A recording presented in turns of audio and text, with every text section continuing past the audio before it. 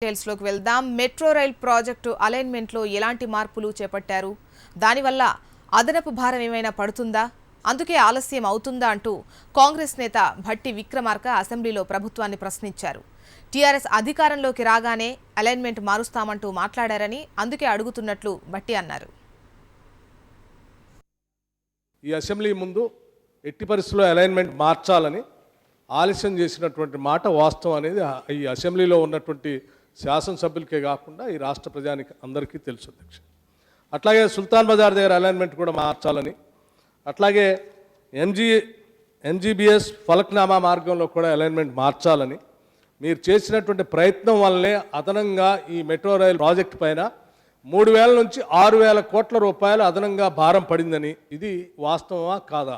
నిజంగా ఈ ప్రాజెక్టు మీరు డిలే చేయటం వల్లనే, ఈ అలైన్మెంట్ మార్చమని మీరు ఆదేశాలు ఇవ్వటం వల్లనే, లేకపోతే వాళ్ళని పిలిపించి చెప్పటం వల్లనే ఇది ఆలస్యమైన మాట వాస్తవమా కాదా? మెట్రో రైల్ ప్రాజెక్టు ఆలస్యం అవుతుందని ఎంఐఎం నేత అక్బరుద్దీన్ ఓవైసీ విమర్శించారు.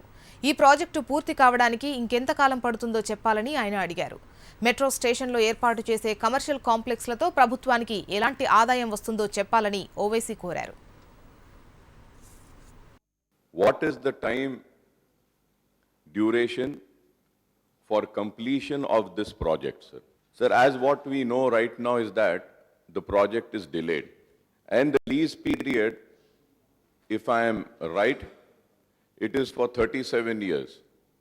The project is delayed, and if the project is delayed, will the lease period be increased from 37 to 40 years? What is the total extent of commercial built up space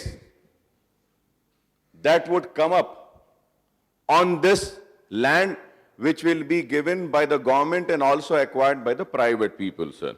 So in this station, are you going to provide with commercial activities, sir?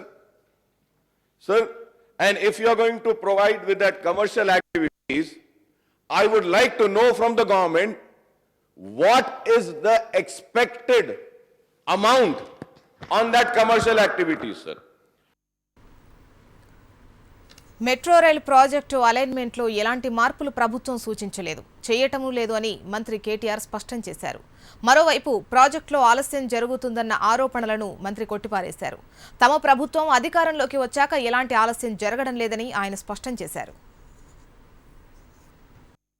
మరి మన హైదరాబాద్ మహానగరంలో మనం చేపట్టిన ఈ metro నిర్మాణం ఏదైతే ఉందో అధ్యక్ష, మొత్తం 72 కిలోమీటర్స్ కూడా ఎలివేటెడ్ కారిడార్ అధ్యక్ష, ఎలివేటెడ్ మరి ప్రాజెక్ట్ అధ్యక్ష.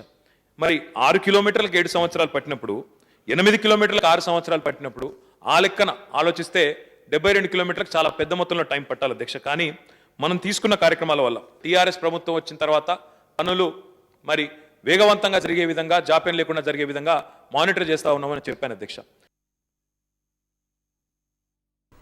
పెండింగ్ ప్రాజెక్టులన్నింటికీ నిధులు కేటాయించి పూర్తి చేస్తామని మంత్రి హరీష్ రావు మండలిలో అన్నారు. ఖరీఫ్ నాటికే కొన్ని వేల ఎకరాలకు నీరందించబోతున్నామని, వచ్చే ఏడాది నాటికి మైనర్ ఇరిగేషన్ ప్రాజెక్టులన్నీ పూర్తి చేస్తామన్నారు. భీమా ప్రాజెక్టులో నీరు లేదని, ఇప్పుడు నిధులు కేటాయించిన 10,000 ఎకరాలకు మించి సాగునీరు అందదని, అందుకే పాలమూరు ఎత్తిపోతల పథకం ద్వారా ఆ ప్రాంతానికి కూడా నీరందించబోతున్నామని మంత్రి వివరించారు. Most of the projects